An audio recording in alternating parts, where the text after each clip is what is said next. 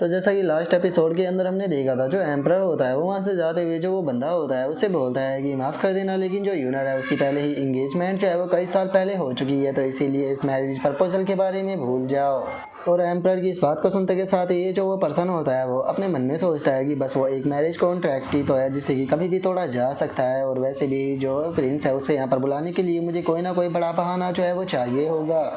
और उस बंदे के इतना सोचते के साथ ही हमारा व्यू जो होता है वो एक दूसरी जगह पर आ जाता है, जहाँ पर कि हम देखते हैं कि सभी इम्पेरल मास्टर जो होते हैं वो वहाँ पर बैठे हुए होते हैं। और अब एक इम्पेरल मास्टर जो होता है वो दूसरे वाले से बोलता है कि जियाउडियान, जो ये लोअर सिटी है ये तो बहुत ज़्यादा बड़ी है, समझ में नहीं आ रहा कि आखिर हम जो लॉर्ड प्रोटेक्टर है उन्हें ढूंढे कहाँ पर। जो सुनते के साथ ही दूसरा इम्पेरियल मास्टर जो होता है वो उससे बोलता है कि जो लॉर्ड प्रोटेक्टर थे उन्होंने जाने से पहले ये बात बताई ही नहीं थी कि वे हमें कहाँ पर मिलेंगे, तो इसीलिए हमें उनका जो आने का इंतज़ार है करना होगा। जो सुनते के साथ ही पहले वाला इम्पेरियल मास्टर जो होता है वो बोलता है कि लेकिन एक बात तो कहनी पड़ेगी कि ये सच में काफ़ी ज़्यादा अजीब है, मैं सच में जानना चाहता हूँ कि क्या हमारे लॉर्ड प्रोटेक्टर जो है वो गर्सेन किंगडम से ही बिलोंग करते हैं,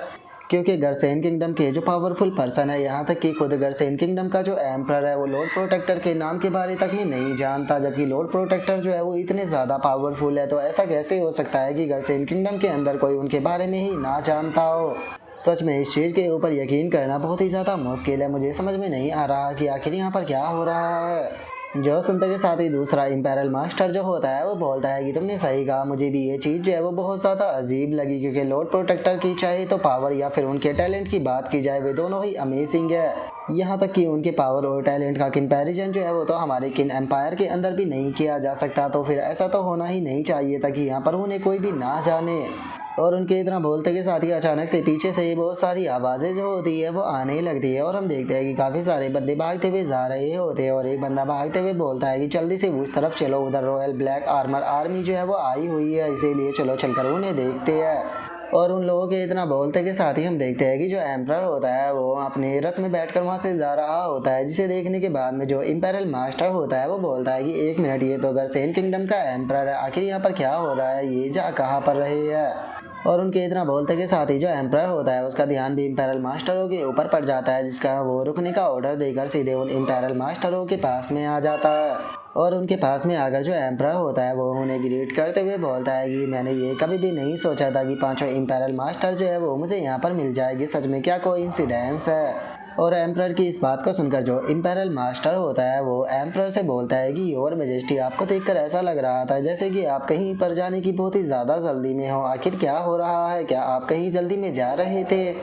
और इम्पेरियल मास्टर की इस बात को सुनकर जो एम्परर होता है वो हंसने लगता है, हंसते हुए उसे बोलता है कि आप सच में मेरी बात के ऊपर यकीन नहीं करोगे, लेकिन हमारा रियल जीनियस जो है गर्सेन किंगडम का वो वापस आ चुका है। और केवल इतना ही नहीं, आप उसके टैलेंट का अंदाज़ा जो है वो इसी चीज़ से लगा सकते हो कि वो अपनी यंग एज के अंदर ही हेवन सेंट मास्टर रियलम पर जो है वो पहुंच चुका है, जबकि उसकी एज अभी बहुत ज़्यादा यंग है। और अब एम्परर की इस बात को सुनने के बाद में इम्पेरियल मास्टर जो होते हैं वो भी थोड़े से हैरान रह जाते हैं, और अब एक इम्पेरियल मास्टर एम्परर से बोलता है कि योर मेजेस्टी, क्या आप उस पर्सन का नाम जो है वो हमें बता सकते हैं। जो सुनते के साथ ही एम्परर जो होता है वो हंसते हुए उसे बोलता है कि हाँ क्यों नहीं, उसका नाम जो है वो चैंग यांग जिंगटियान है, जो कि जो चैंग यांग मैनसन है उसका फोर्थ यंग मास्टर है। जो सुनते के साथ ही अब जो सभी इम्पेरियल मास्टर होते हैं वो एक दूसरे की तरफ देखने लगते हैं, और उनमें से एक दूसरे की तरफ देखते हुए उसे बोलता है कि तियान लुओ, क्या तुम्हें लगता है कि ऐसा हो सकता है। जो सुनकर दूसरा इम्पेरियल मास्टर जो होता है वो पहले वाले से बोलता है कि हाँ ऐसा होना तो पॉसिबल है, क्योंकि अगर गर्सेन किंगडम की बात की जाए तो ये कोई ज़्यादा बड़ा किंगडम नहीं है, तो फिर ऐसा नहीं हो सकता कि इसके अंदर इतने सारे जीनियस एक ही टाइम पर अपेयर हो जाए।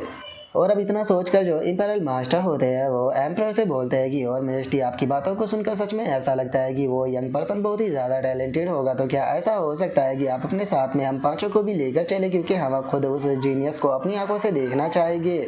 जो सुनते के साथ ही जो एम्परर होता है वो हंसते हुए उन लोगों से बोलता है कि हाँ क्यों नहीं, ये तो सच में उसके लिए बहुत ही ज़्यादा ऑनर की बात होगी कि अगर आपके जैसे 5 इम्पेरियल मास्टर जो है उससे मिलने के लिए आएंगे तो।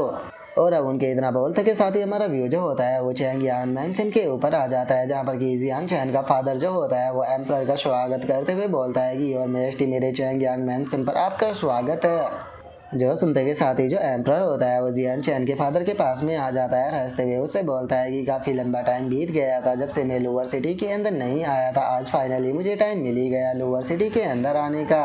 और इससे अलग चैंग यांग बा, यहाँ पर कुछ मेहमान भी आए हुए हैं। मैं तुम्हें इन पांचों से मिलाता हूँ। ये पांचों के पांचों जो है कि एम्पायर के इम्पेरल मास्टर है। और मेरे हिसाब से शायद तुम इन लोगों से पहले भी जो है वो मिल चुके हो।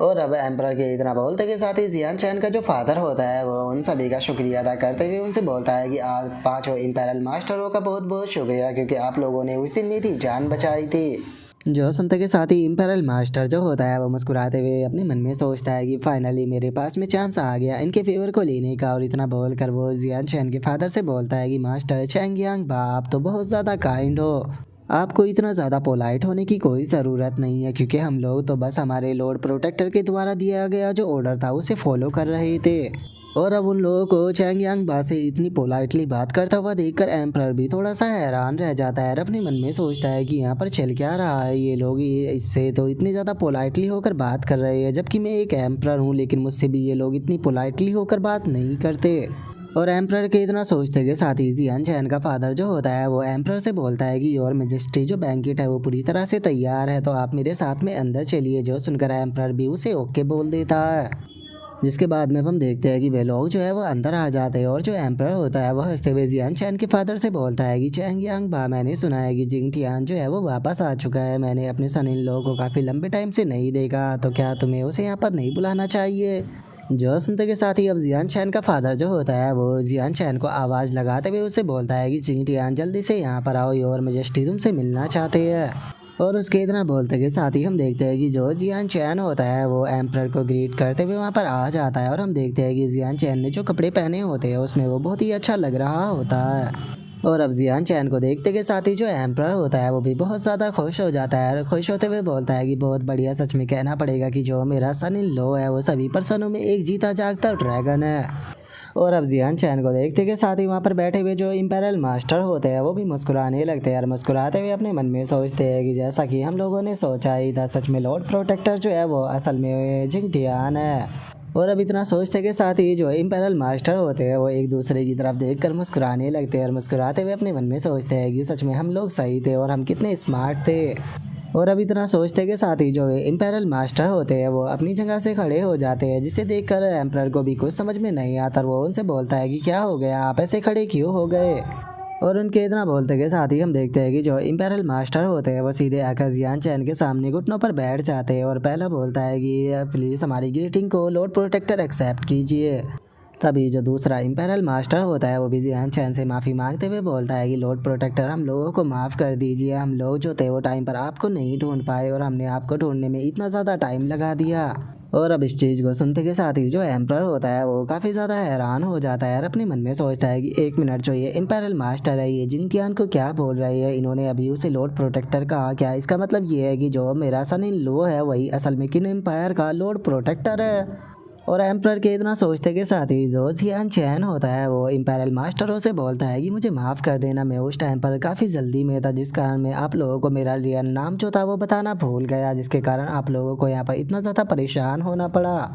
और इतना बोल कर अब जियान चैन जो होता है वो इम्पेरल मास्टरों को उठाते हुए उन लोगों से बोलता है कि ठीक है, मुझे ये बताओ कि अब तुम्हारी इंजरी कैसी है। जो सुनकर वो इम्पेरल मास्टर जो होता है वो जियान चैन से बोलता है कि लॉर्ड प्रोटेक्टर, अब मेरी इंजरी जो है वो पूरी तरह से रिकवर हो चुकी है। जो सुनकर जियान चैन से बोलता है कि चलो ये काफ़ी अच्छी बात है कि तुम्हारी इंजरी जो है वो हील हो चुकी है, अगर कोई भी प्रॉब्लम महसूस हो तो तुम मुझे बता सकते हो। और जियान चैन के इतना बोलते के साथ ही उसका फादर जो होता है वो बहुत ही ज़्यादा एक्साइटेड होने लगता है और जियान चैन से बोलता है कि जियान चैन, यहाँ पर क्या हो रहा है कि एम्पायर के जो ये इम्पेरल मास्टर है, आखिर ये तुम्हें लॉर्ड प्रोटेक्टर क्यों बोल रहे हैं, कहीं तुम मेरे साथ में मजाक तो नहीं कर रही ना। जो सुनते के साथ ही जियान चैन उसे बोलता है कि फादर, आपको इतना ज़्यादा एक्साइटेड होने की कोई ज़रूरत नहीं है, आप आराम से बैठ जाइए। ये बात सच है कि मैं किन एम्पायर का एक लॉर्ड प्रोटेक्टर हूँ। और जियान चैन के इतना बोलते के साथ ही हम एम्परर को देखते हैं, जो कि मन ही मन बहुत ही ज़्यादा खुश हो रहा होता है और वो खुश होते हुए अपने मन में सोचता है कि यकीन नहीं होता कि हमारे घर सेन किंगडम के अंदर एक ऐसा जीनियस है। यूनर तुम्हारा हस्बैंड तो सच में ऑसम है।